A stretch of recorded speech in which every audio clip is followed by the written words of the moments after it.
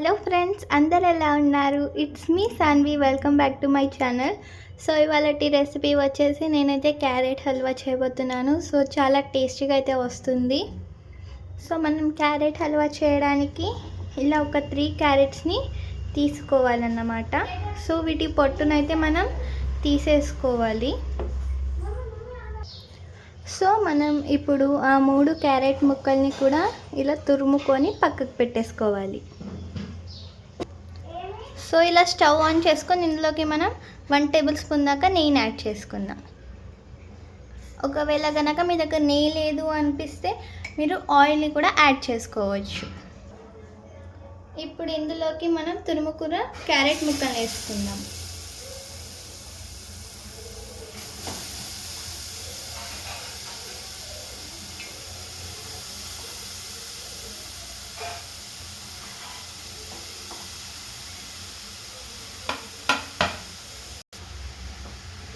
మనం ఇలా బాగా ఫ్రై చేసుకోవాలి. క్యారెట్ ముక్కలు నెయ్యికంతా పట్టేలా మనం బాగా ఫ్రై చేసుకోవాలి.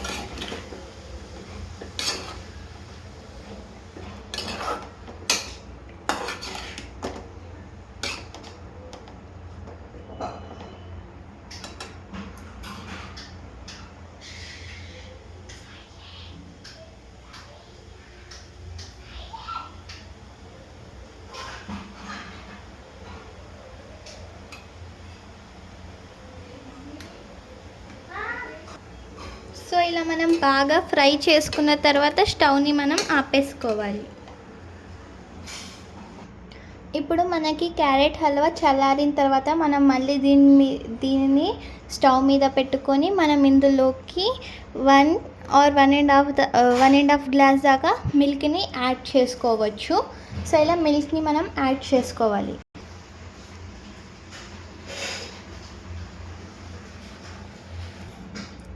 సో ఇలా మనకి నురగలా అయితే రావాలి. మనకి ఇలా నురగలా వచ్చినప్పుడు ఇందులోకి మనం కొన్ని దాకా కాజు పలుకుల్ని యాడ్ చేసుకుందాం.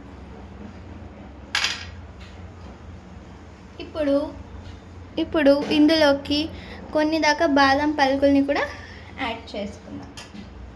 ఇప్పుడు దీన్ని మనం బాగా మిక్స్ చేసుకోవాలి.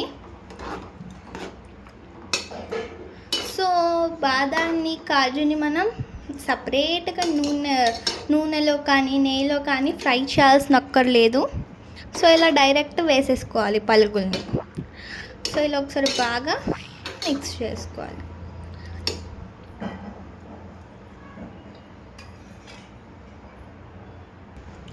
1 మినిట్ తర్వాత నేను మీకు చూపిస్తున్నాను. 1 మినిట్ తర్వాత మనం దీంట్లోకి మీ టేస్ట్కి సరిపడా షుగర్ని యాడ్ చేసుకోండి. నేనైతే ఇక్కడ 3 స్పూన్స్ దాకా యాడ్ చేస్తున్నాను, మా స్వీట్కి తగినంత.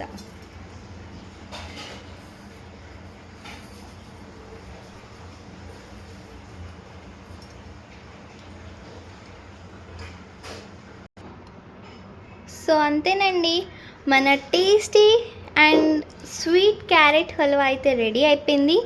ఈ రెసిపీ మీకు ఎలా అనిపించిందో కామెంట్ చేసి, లైక్ చేసి, సబ్స్క్రైబ్ చేసుకోండి. Thank you for watching.